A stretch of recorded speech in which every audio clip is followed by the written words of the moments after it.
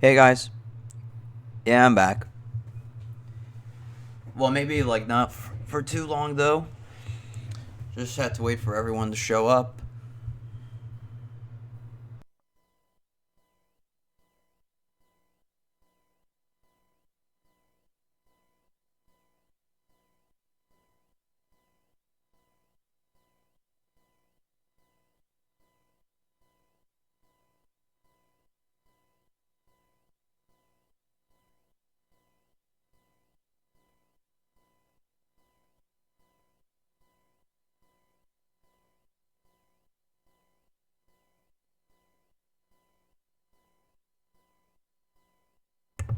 Hey Jake. Yeah, I know, but I really wanted to do this though. Plus, I have a lot of time to do this shit. I will say that. So, yeah, I'm just trying to wait for everyone else to show up here. That if not, I'll just go. We'll just go right away.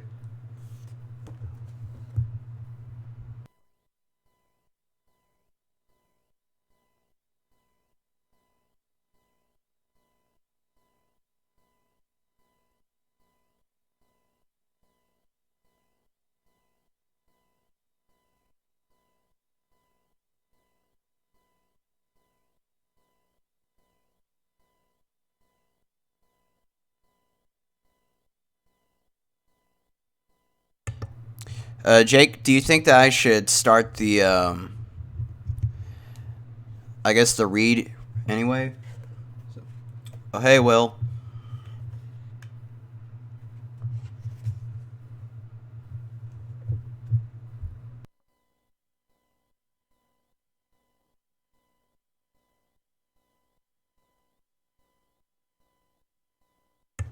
Okay. All right. So, hello guys. Nathan Box 64 here with, hey, finally a new stream for the first time in years.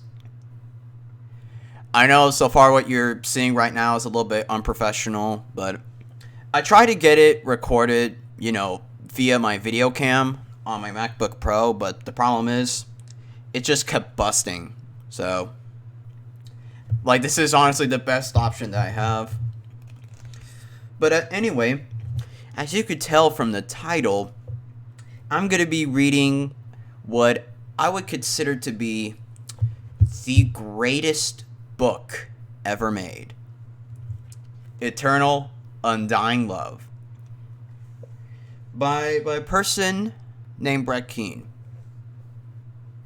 I mean, I would love to talk about, the guy in question, but there's already many videos about him that you could find on YouTube. Right now, I just want to read this damn book, because, woo, it's juicy. Juicy shit. So let's go from the beginning. Sorry about that. In a small town called Quiet Meadows, teenagers crowded the sidewalks in front of the high school. Freshmen who were new to the school searched for others like them so they wouldn't have to stand there alone.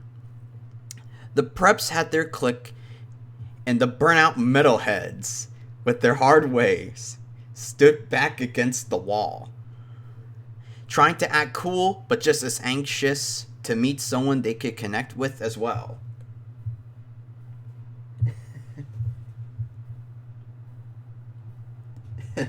Yeah, as opposed to juicy shit. Okay, wait. Alright, so trying to act cool but just as anxious to meet someone they could connect with as well. This book is really horribly written. It's just nothing but a huge block of text. No real paragraphs whatsoever. This is gonna be fun.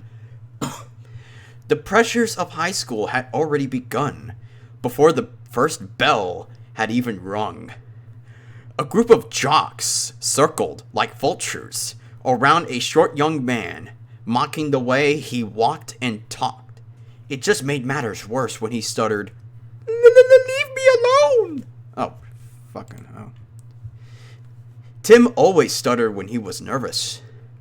They taunted him and slapped him in the back of the head, causing him to drop his books and school supplies.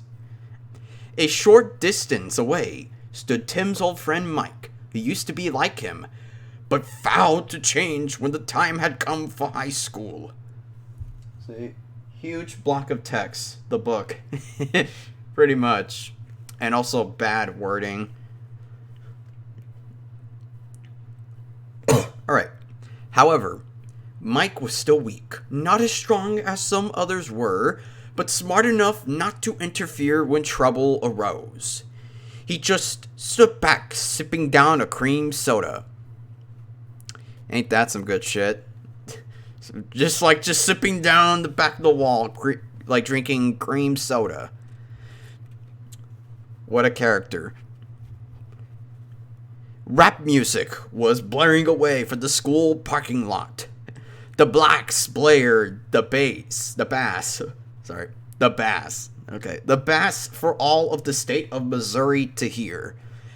Even those it did not appeal to. Okay, let me read this shit again. Even those it did not appeal to. As in, 2 O's. 2 O's. Jesus fucking Christ. A group of skinheads who were closer to the school mumbled and cursed, directing it towards the blacks. 2 rows down in the parking lot, a sophomore by the name of Steve Manning scrunched down in his seat, shooting up steroids, for he knew he needed power and strength if he ever planned to play high school football.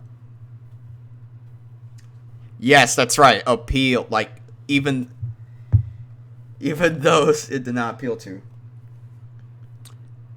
No, there's literally like a section in the book where it literally says a group of skinheads, like, mumbled and cursed directly towards the blacks. That's a real sentence in the book. But let me type this shit out like what I was reading. Like, even those it did not appeal to.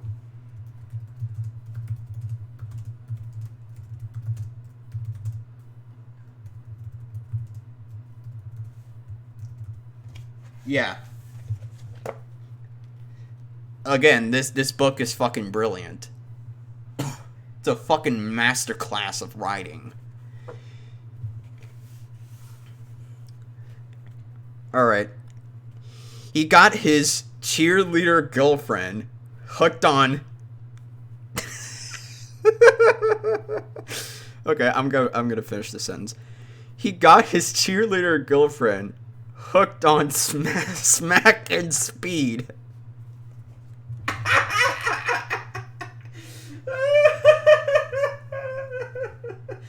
Smack and speed.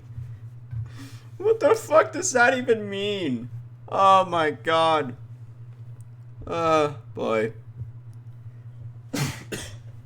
Smack and speed, man. Smack and speed. Then there were the blood-bought Christians, saints of God. Christians who watched from the sidelines, judging everything around them that didn't agree with the way their parents had blindly taught them. Jesus fucking Christ, that sentence. God, it's just so much wording. Smack and speed. Smack and speed, mac and cheese. Smack and speed. Alright. Now they watch with no intention of helping, as the unpopular young man, Tim, was still being terrorized by the jocks. Okay, so now we all know that this that this young man is called Tim.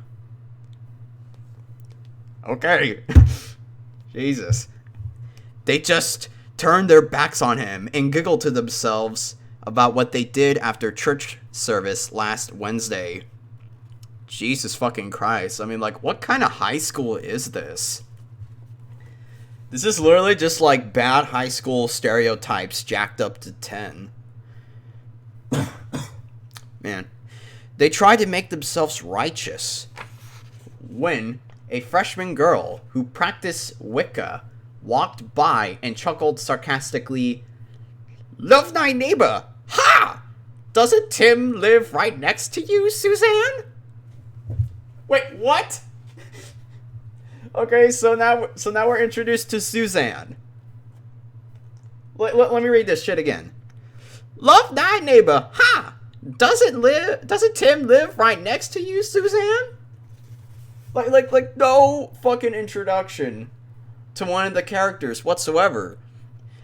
It's like if I said, like, if I was like a fucking character in the book and I just introduced to you as "Fuck you, Jake."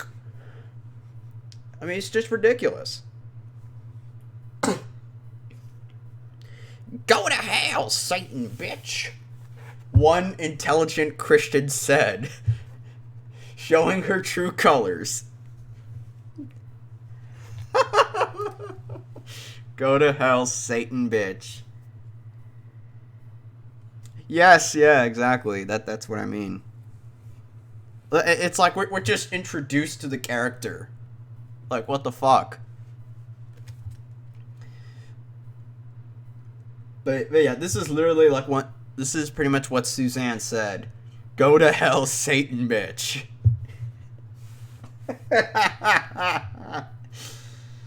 Oh, boy. "I told you 1,000 times that Wicca does not deal with Satanism or God." She was interrupted by Suzanne the Christian. I mean, no shit.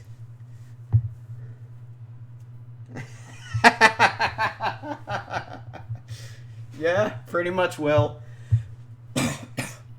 God. "Yeah, we know you're a nature person. Now go to hell." The Wiccan girl was pissed, but she didn't get violent. She just turned her head and held her hand directly up to Suzanne's face, then proceeded to give her the bird.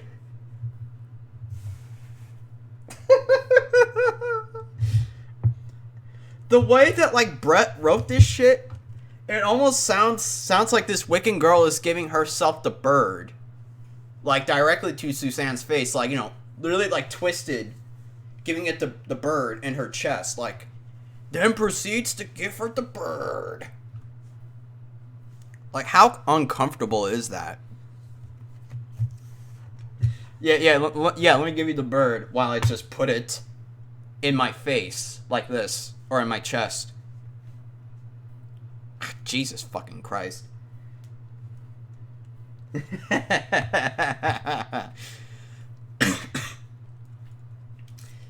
Yeah. Okay. Where was I? Oh, yeah. Okay. "We would just get suspended, in trouble by our family, and, well, it's just not God's will." Suzanne slapped her hand away. Okay. Jenny smiled. Oh, hey, Jenny. Another fucking character introduced. Jesus. Jenny smiled, and as she walked towards the fight, she looked back and chuckled. "Was it God's will to make out behind the music behind with the captain of the football team?"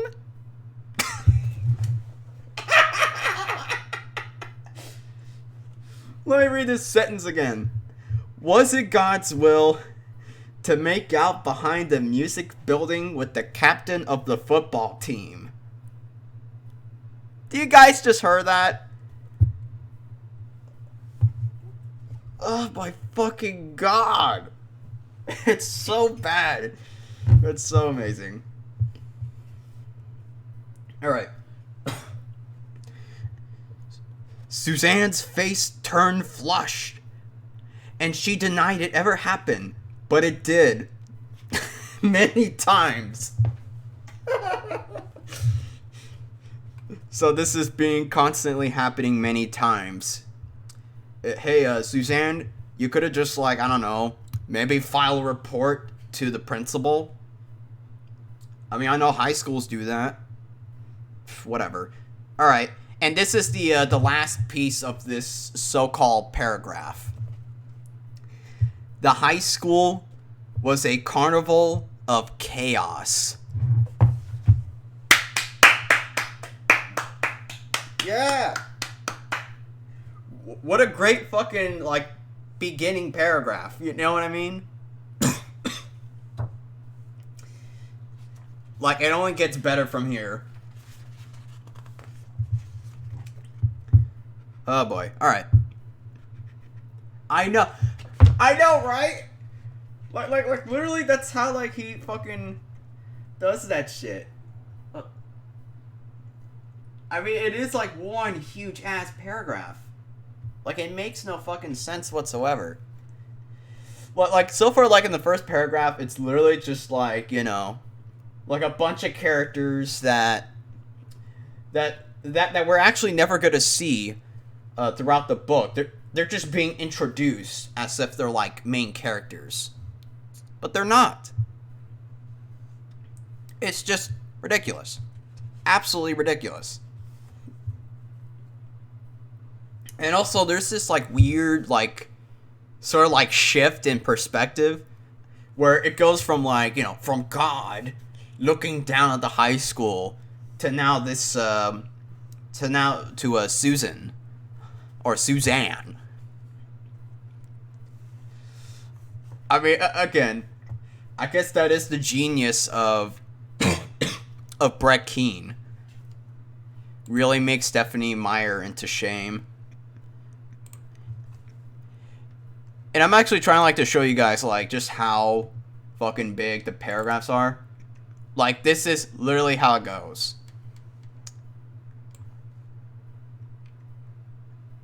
That is literally how it's written. Like, it's all centered. But, like, there's no real dissected paragraphs. It's just garbage. But, now on to the next huge-ass paragraph.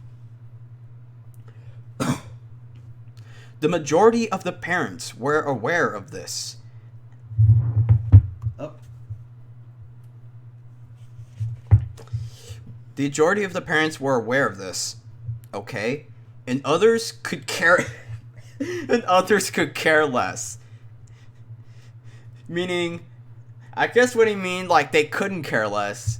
But not. He wrote it as others could care less. Wow. For they themselves were either alcoholics, drug addicts, and perhaps middle or lower class individuals who worked 18-hour shifts, never having time to interact with their children's lives and everyday behavior. Jesus. Yeah, exactly. Not couldn't care less, but just could care less. Again, this is the genius of writing that is Brett Keane. Half of them never even made it through their junior year in high school when they were teens. Okay? In this old country town, if you lived there long enough, you could tell right away who was who. For instance, the women who are 30 or 40 years old, working in nursing homes, they wipe old folks' asses and clean bedpans and change the sheets every 4 hours, making $5 to $8 an hour. Jesus fucking Christ, Brett. You don't have to write like that. Oh man. Oh, you're gonna love this. Like, the amount of pages of this book is pretty much just, like, hold on a second, 255 pages. 255 pages long. Which, I mean, if it was, like, well paragraphed, that may not be a big deal.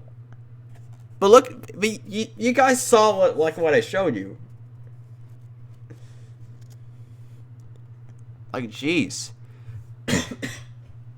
Yes, 255 pages long.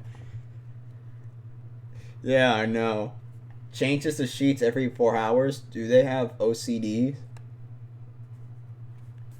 Oh no, I'm just gonna read a portion of it. Like, I don't know, maybe go to page 30 or whatever. Because there's no way I'm gonna read the entire thing right up this instant. Alright, so what do I... Oh, fuck. Jesus, I mean, like, it's so confusing to go back to where you were. Oh, there you go. Okay. Alright.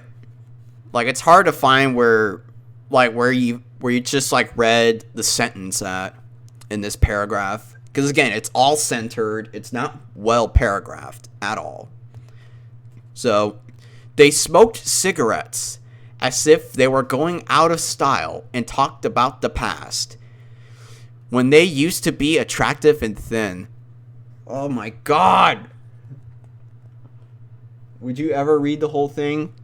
Fuck yeah! But not right now.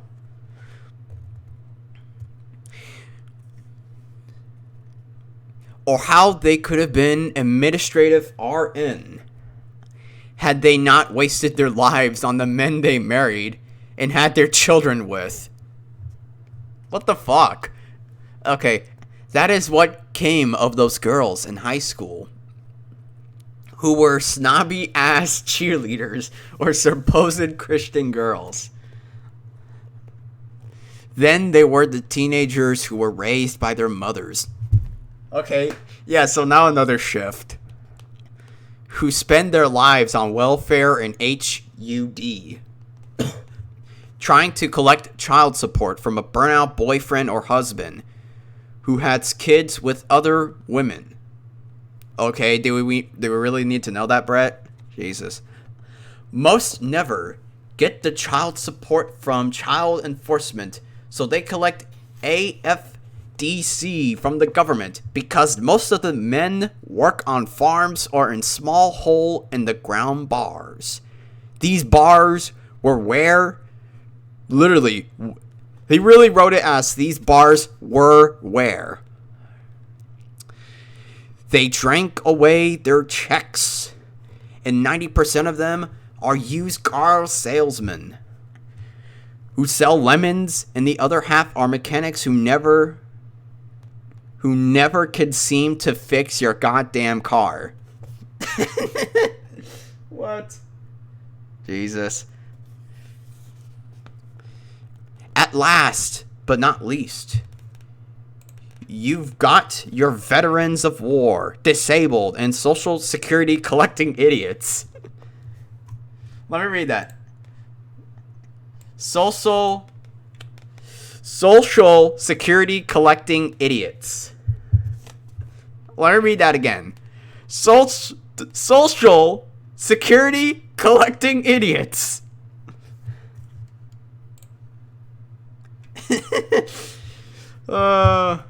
God.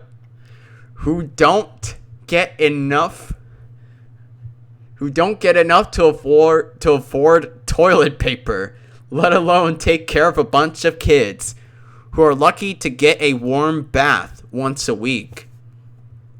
I mean, what the fuck is this? Like fucking Detroit?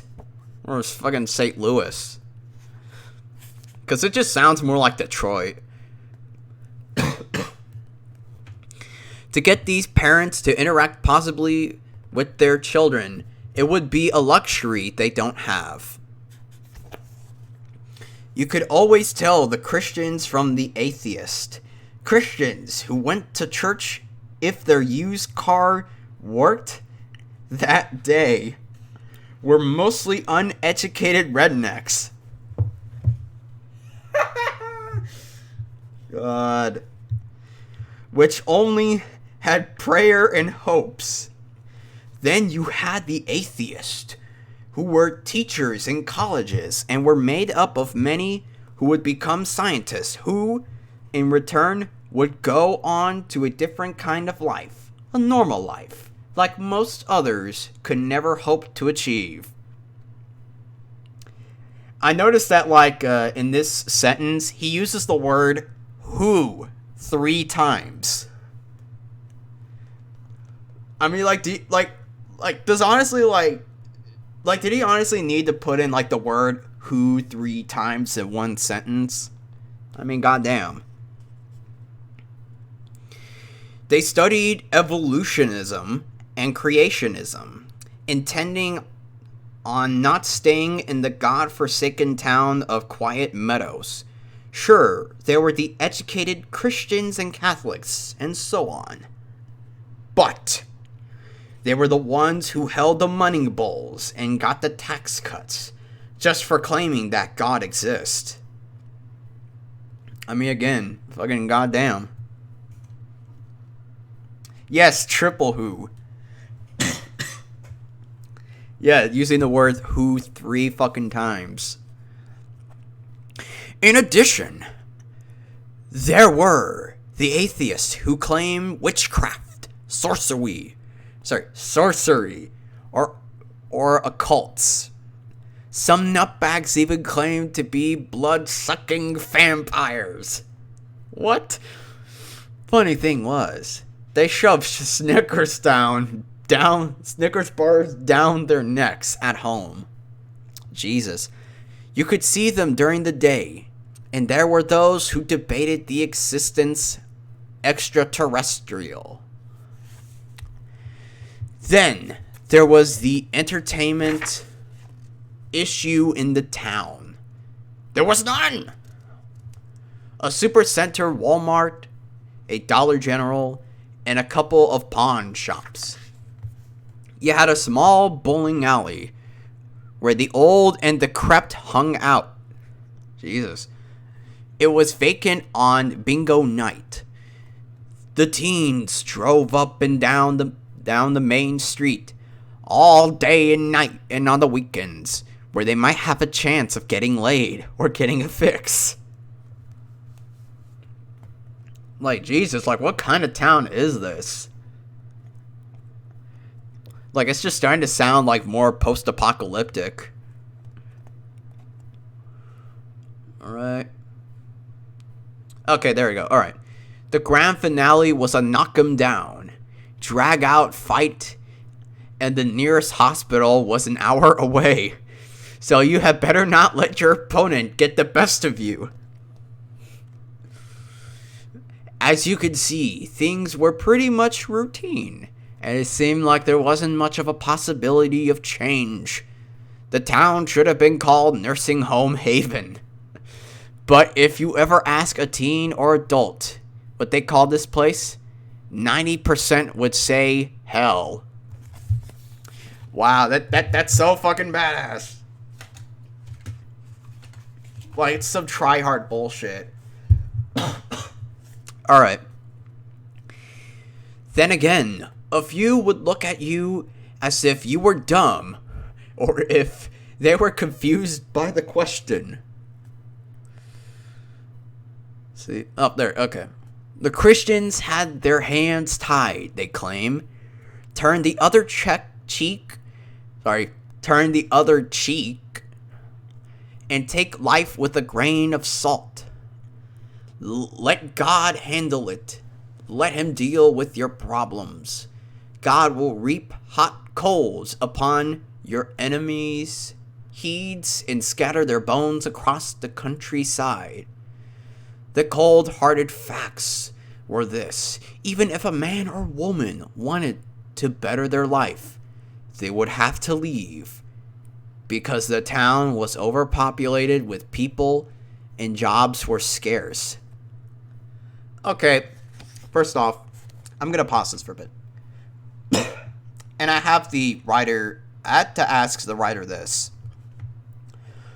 Who the fuck wants to live in a town that is nearly post-apocalyptic? Like, why is the town that overpopulated? You know what I mean? Like who wants to live in this town? Like, why do people go there anyway? Like, it's just stupid. Back to the book. Many had take home pays that wouldn't even get them home. They were miserable. Just fight or hide was your option as a teen in school. But tomorrow, it starts all over again. Soon, you get your ass kicked. So you better hide well. Yeah, pretty much. I mean, literally, like, the Wiccans, the blacks, the old Christian men who cannot, wipe their ass after taking a dump. I mean, like, the poor women that had to work in these, like, really shitty retirement centers. I mean, yeah. Survival of the fittest. This way of thinking that got many people dead. Unfortunately, this is how it had been for years. The parents claimed to have had... Okay. The parents claim to have had. Have had. Have had. Have had the same problems as their children, but this was false. Life was hard, but it gets more complicated. I bet mommy or daddy has never had to walk through a metal detector in school. Oh, Jesus. Again, the overuse of have and had. Yeah, I'm alright. It's just fucking have had.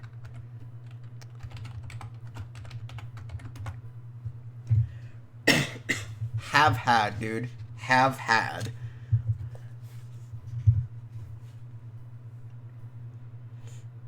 Alright.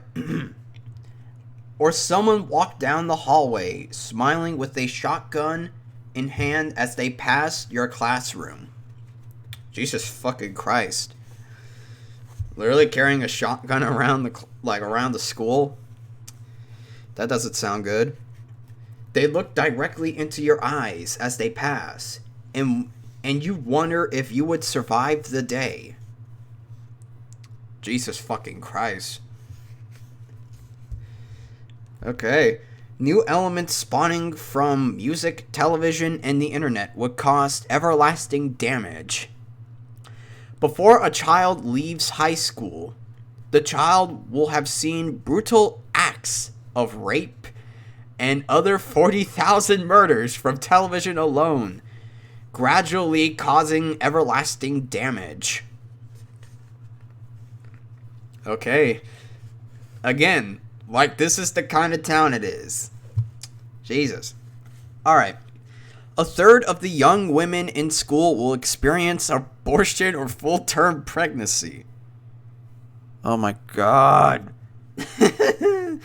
For some, the elements mentioned could be a great tool for learning and obtaining power and money, for knowledge is power.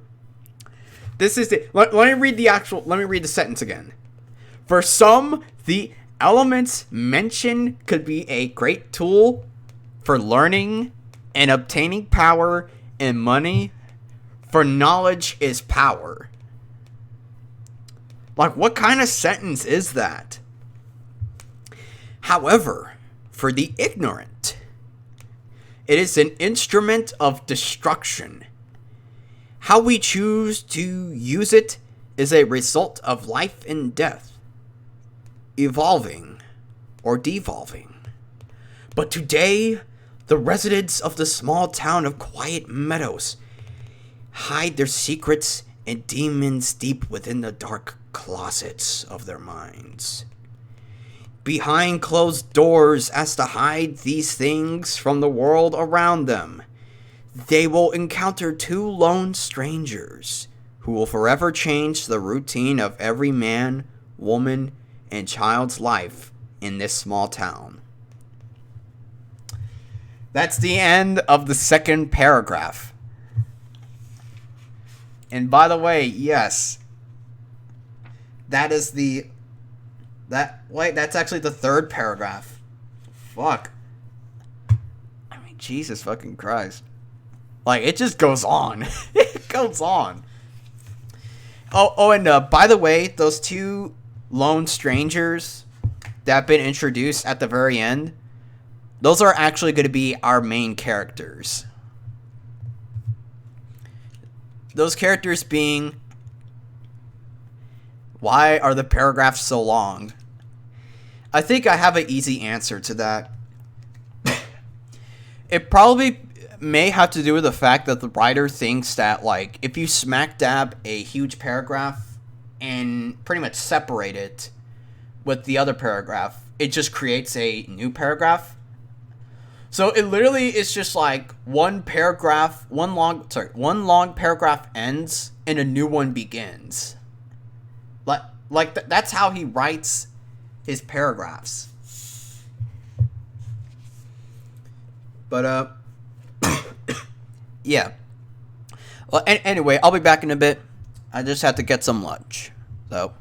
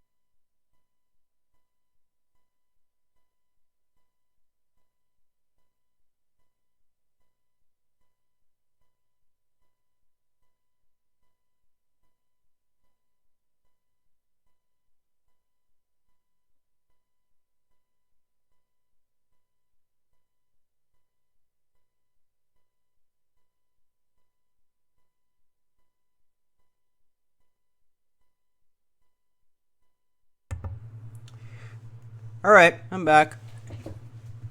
So, what have we learned today from this amazing book so far? Alright, so here's what I remember so far. Basically, the introduction is a bunch of people that we're not going to see ever again after this third paragraph from, I don't know, from an eternity. And we're not going to hear anything from Tim ever again. But for whatever reason, the writer decides to introduce us to these characters, even though they're not, our leads. The lead characters are just going to be two people called Damien and Detective Stalker. And, by the way, yes, one of the lead characters' names is literally called Detective Stalker. So, hooray for creativity. You know what I mean?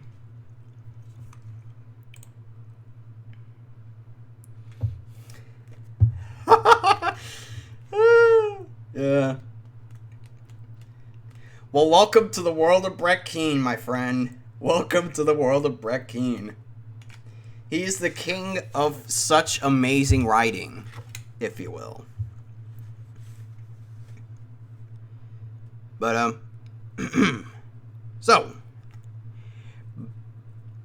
by now, more teenagers who wanted to fit in join in with the jocks to mock and pick on Tim. Hi, Tim! Hopefully, hey, Tim, we're not going to see you again after this. Who was trying desperately to retrieve his books and school supplies. Then came the sucker punches and laughter as one obnoxious teen lit Tim's books on fire with his lighter. What? Okay, wow, okay, yes, so one of the teenagers just lit Tim's books on fire. I mean, what the fuck?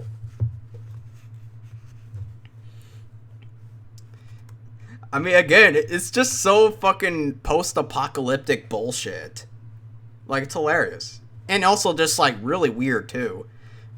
They kicked and punched him repeatedly as the crowd stirred. Jesus. Okay. It was then that a huge black Cadillac roared into the entrance road of the school. Here you go, guys. This is the introduction to one of our characters. Skidding in sidewalks to a halt directly in front of the jocks and Tim, who were less than 20 feet away. Okay? First, a long moment of silence as everyone gives his or her full attention to the black vehicle that just sat there.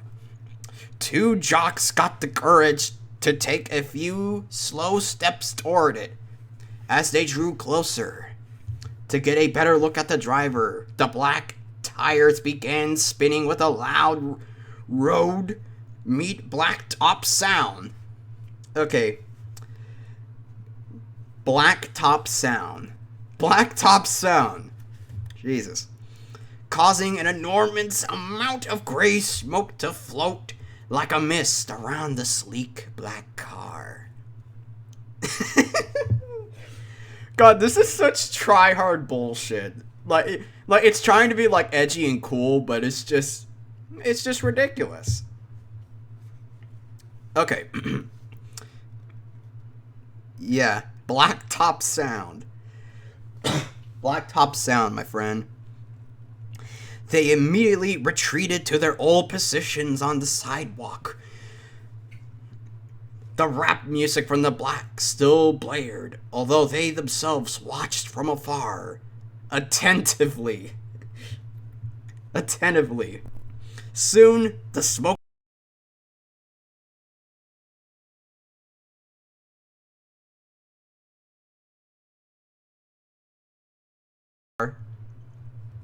Alright. Jenny coughed, as did many others. Then the car exploded with a heavy metal tune, Broken by Pantera. By the way, yes, throughout the book, the writer mentions the songs of heavy metal music that that our lead character Damien listens to. Throughout the entire book, you would see the author mention the song, like, you know, like Thunderstruck by AC/DC, or the beat of the fight matches up with the beat of this song. Like, he literally does this throughout the fucking book. Like, I don't know why he does that. It was so loud. In fact, it drowned out the rap music. Then, after another moment of silence, I can't see the driver. He's got those damn soundproof windows, a jock told his friend as he pointed towards the car. Who's to say it's a man at all? Tim said, adjusting his glasses. Okay, so now Tim is stopped being harassed by these jocks. Awesome. So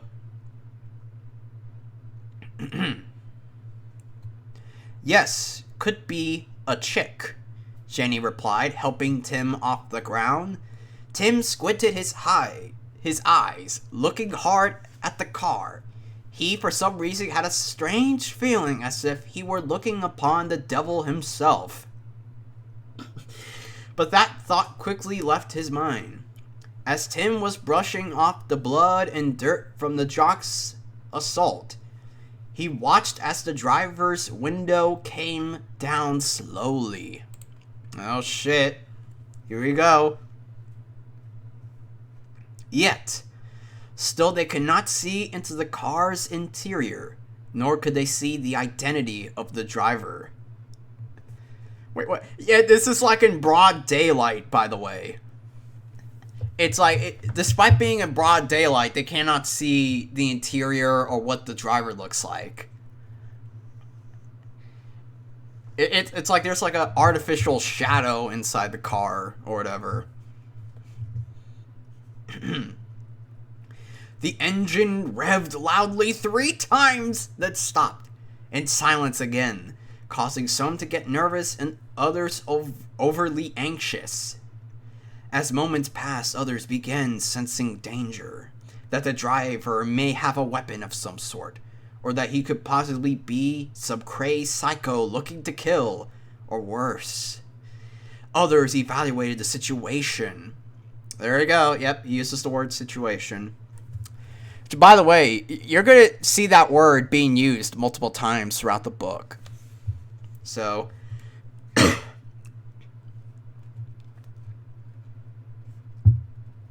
yeah, you're going to see the guy use the word situation multiple times.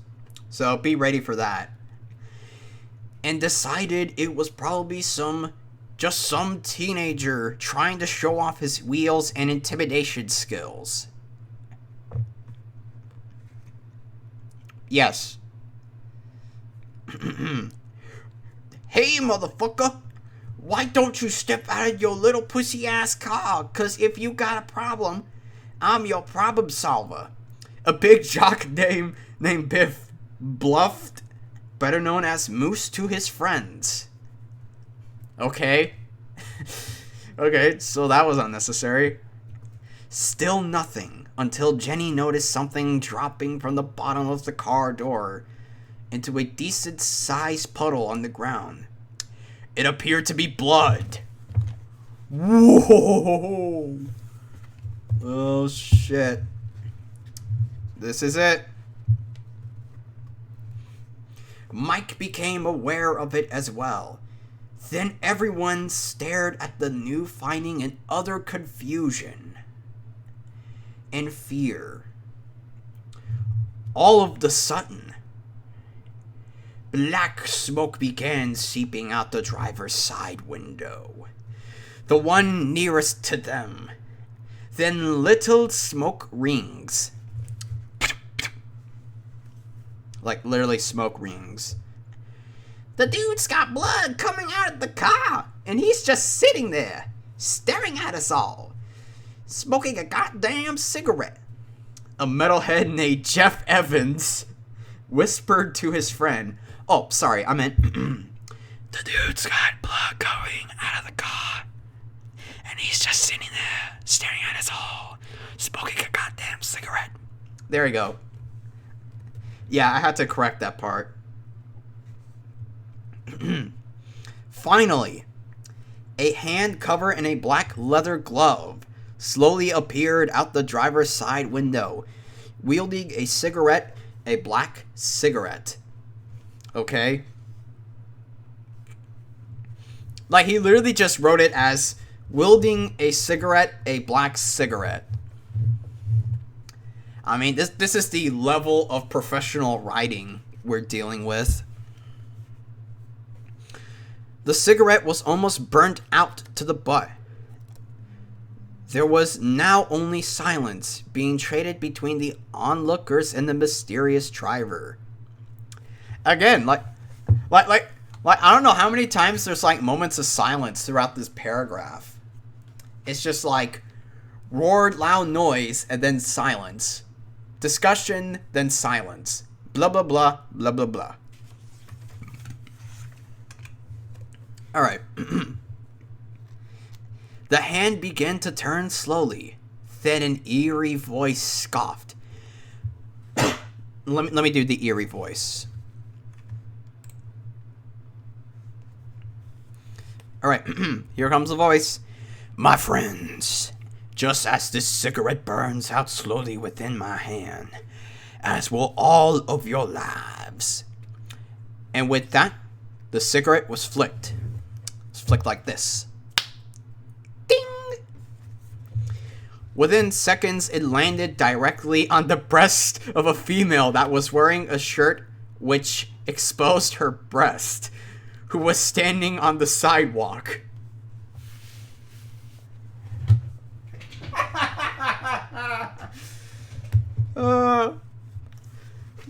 Like, literally, we're just getting like a camera shot of the cigarette going through a breast of some woman, or like some chick that was just standing there.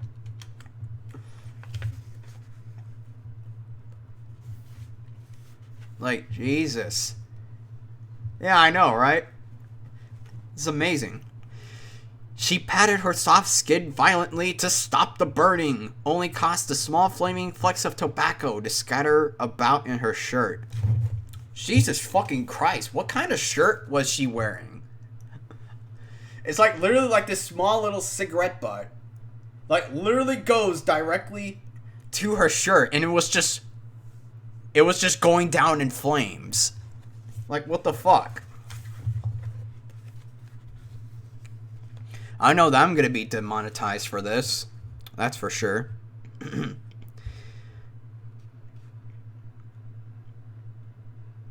Alright. Finally, the cigarette fell out of her shirt, being more of a surprise than painful. Okay. That's a sentence I never thought of. By the time she looked up to curse the driver, the window went up and a new heavy metal song called No More Tears by Ozzy Osbourne began to play.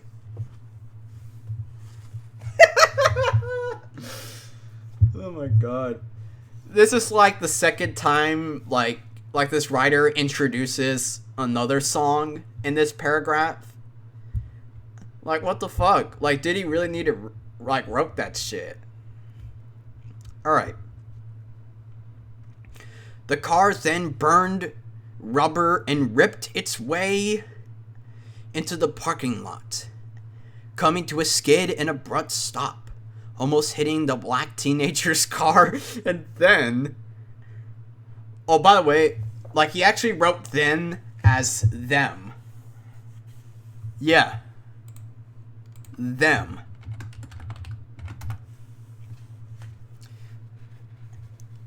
Like, let that, you know, stick through your head. Or stick to your head or whatever. Alright, for that matter, they were all huddled up, listening to their rap music. Because of this, They began cursing and yelling at the driver, knocking at his passenger side window. The jocks, which were angry and curious, headed towards the parking lot to confront the driver. The bell rang, but no one entered the school. They knew something interesting was in store for them to see. So I guess that's the end of the fourth paragraph. Yeah, these paragraphs are long as fuck. I mean, like, they're honestly, like, the longest paragraphs I've ever read. And that is genuinely saying something.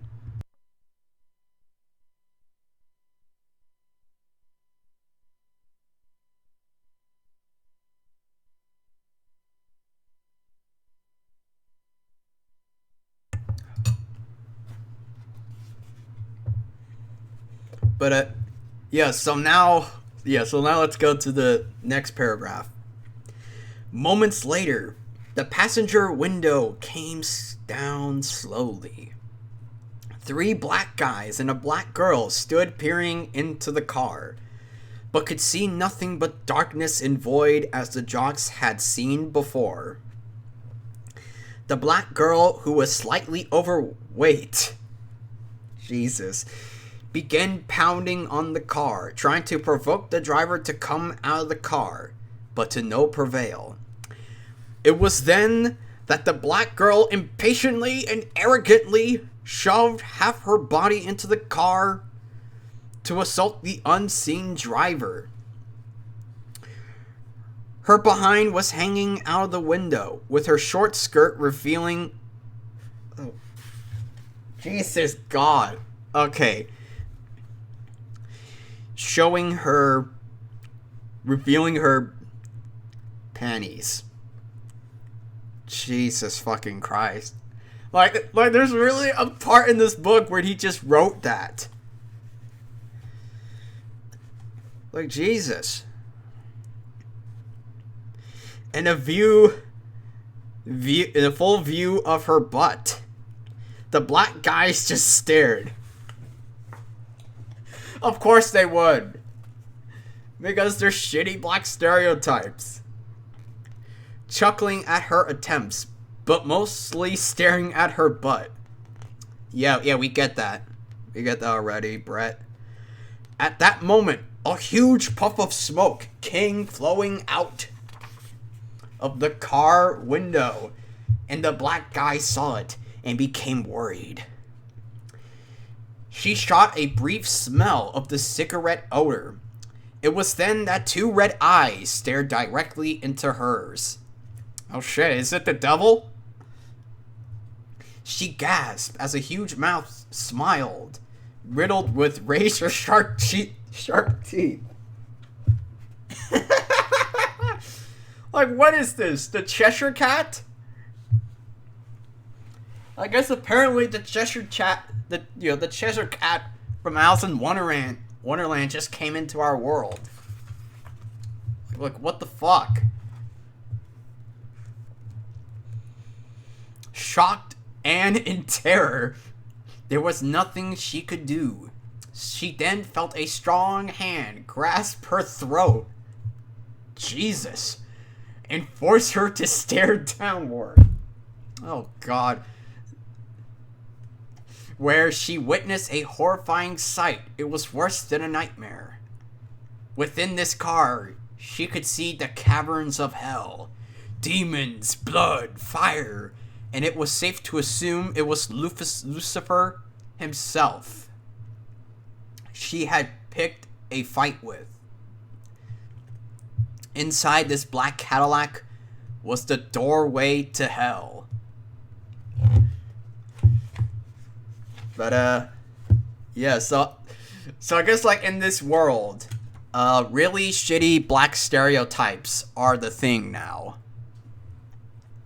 And of course, like, her fucking black friends just do nothing but stare at her ass. I mean, like, just what an amazing book so far. Like, 10 out of 10. The best book ever made. But,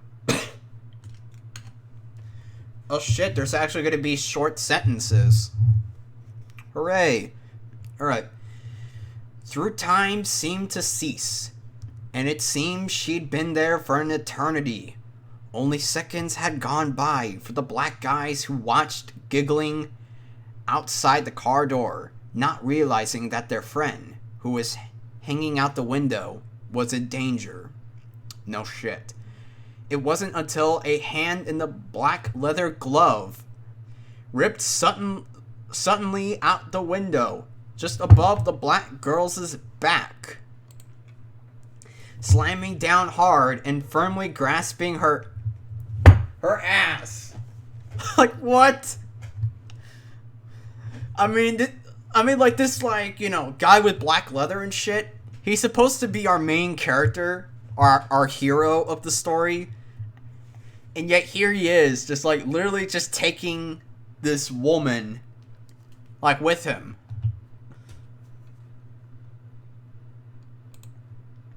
Yes. But yeah, let me read this shit again. Alright.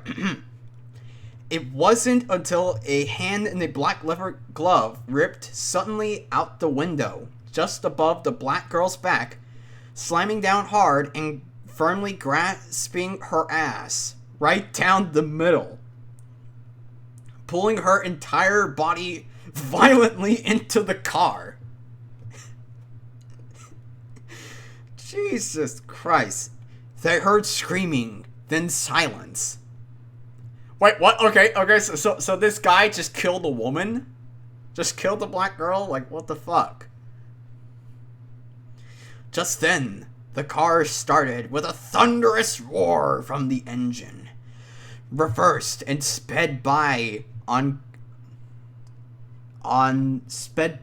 the oncoming jocks, which had been making their way over the parking lot.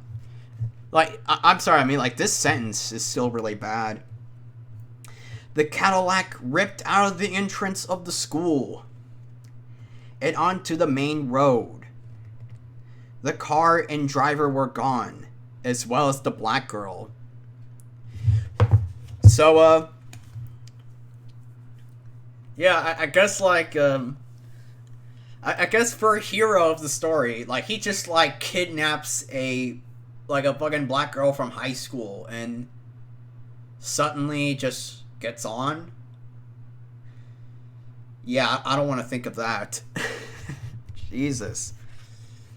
Like, what is this shit? Wait, hold on a second. Seems like there's something wrong with the chat. Wait. Alright. It should pop up. Or not. Okay, yeah, it pops up. Alright.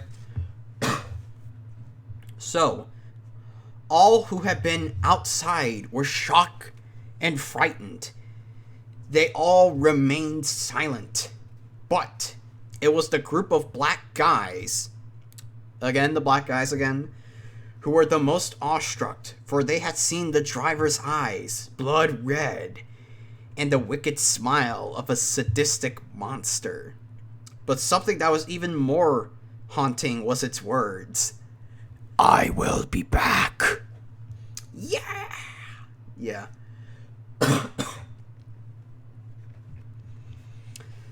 Like, again, it's just like a really shitty horror movie.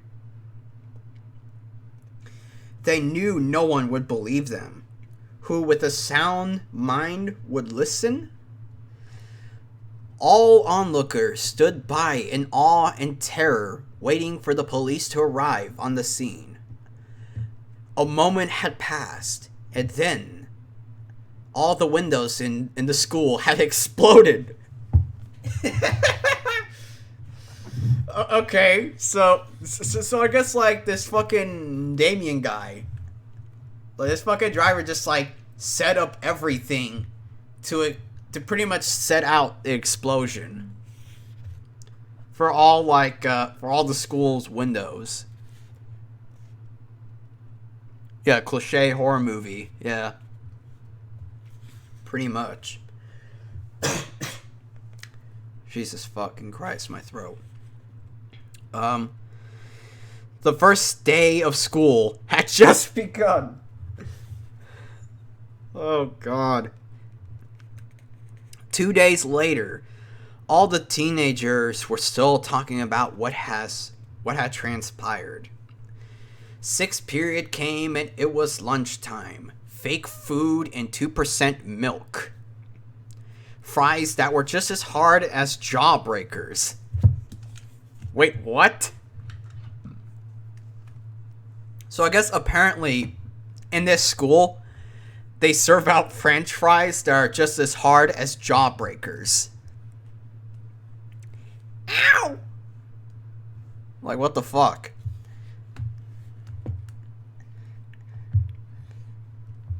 I mean, like, again, like, so far, like he's trying to write this shit like, say, fucking gothic, like, I don't know, just some edgelord shit. And it's so bad. It's so bad. Alright. Yet, the line was full of kids who were hungry and looking for a place to sit. I mean, judging from the fact that, you know, they serve out jawbreaker-like French fries, I don't know, why would they be that hungry for that shit?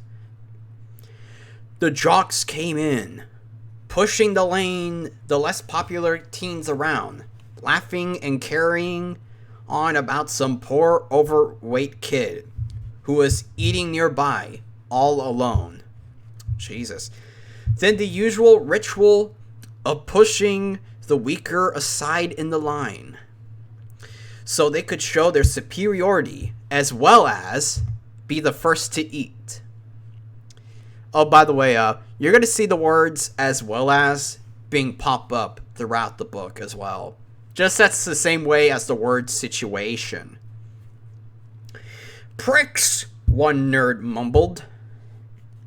Moose walked over to him, pork chop him in the back of the head, then hocked a loogie on the poor guy's pizza. Jawbreaker fries, I eat that. I wouldn't.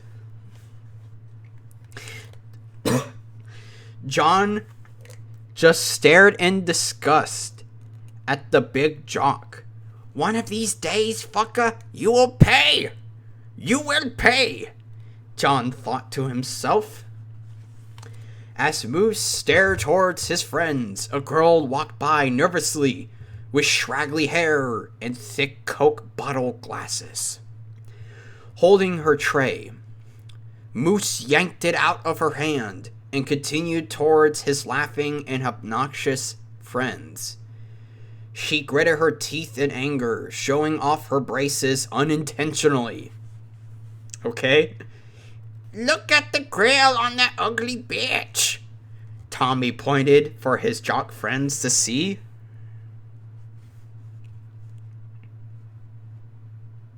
Yeah, Loogie.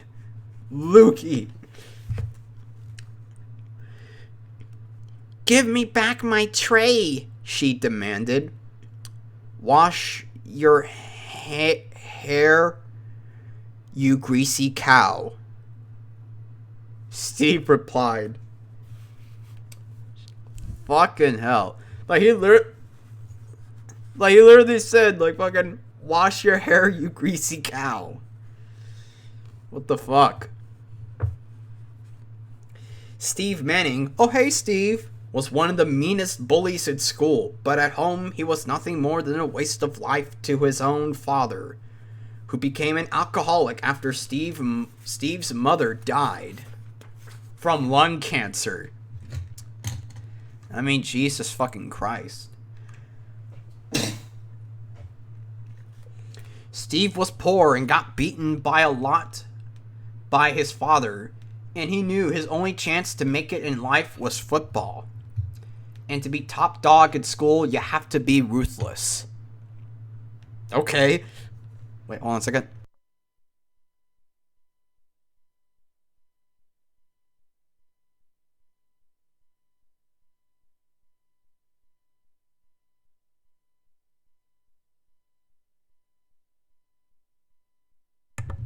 Alright.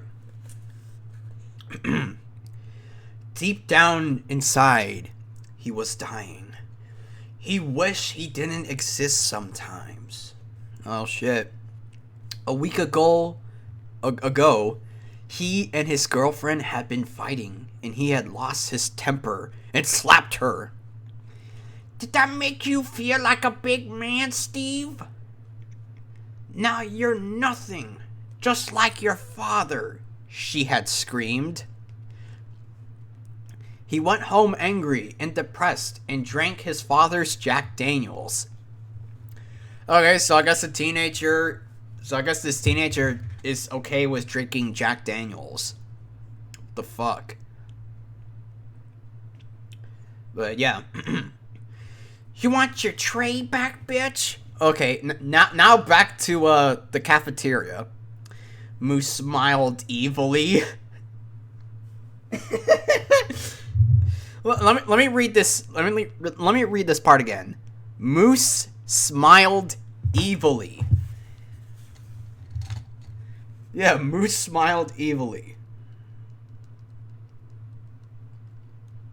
I mean, what a great little sentence. Yes, she demanded. How's it feel to want? He laughed. Her anger was too much now. Was too much now. All the bullshit was too much. So she slapped the big jock hard. His friend laughed as Moose stood there, stunned, holding his red face. Well, Moose, you're not gonna let that ugly old bitch slap you and get away with it, are ya? Steve joked. Moose stared at her, and his face changed from surprise to rage. And before his friends could stop him, he took the tray in one hand, and with his left, he grabbed her by the back of her hair and slammed the whole tray of food into her face. Holy fucking shit. I mean, literally, it's just like the high school is full of assholes. And idiots, too. Everyone watched in silence and shock as she fell to the hard cement ground. Face first, unconscious and bloody. I guess we all know what's gonna happen to him. Let's see. A young teacher named Fabian Andrews had seen it all. It stood directly in front of Moose. Oh shit. You get your ass down to the principal's office now. I'll make sure you're suspended for a long time. And you lose your chance to play in the big game this Friday. Fabian blurted. Moose laughed. My father is the principal, bitch. If anyone is gonna put out on the school, it will be you. Fabian watched as Moose sat down with his jock friends to eat. A moment later, Fabian carried the hurt girl down to the nurse's office. Man, you didn't have to hit that chick. And that teacher's... Yeah, ooh, the tension. I know, finally some shit happening.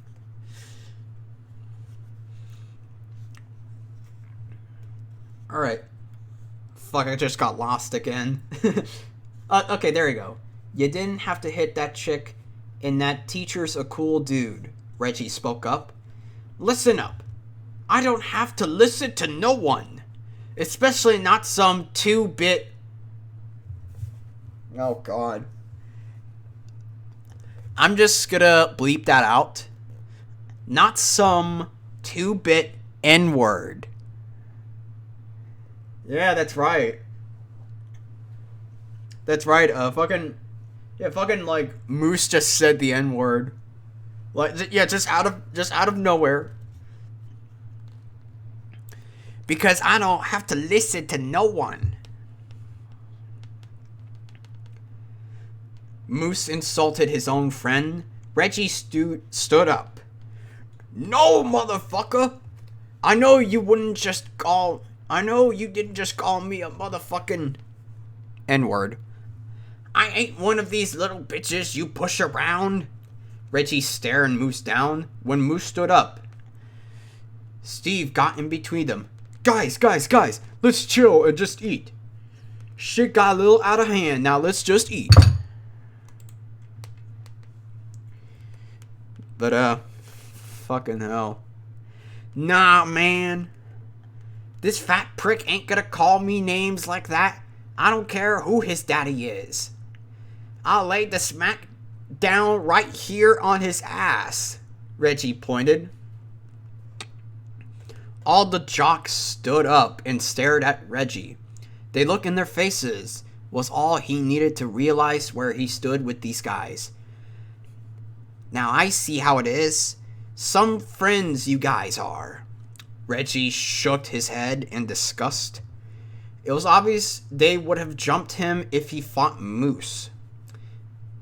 He'd been their friend for over 6 months. The truth was, they didn't like Reggie. Okay, thanks, Captain Obvious.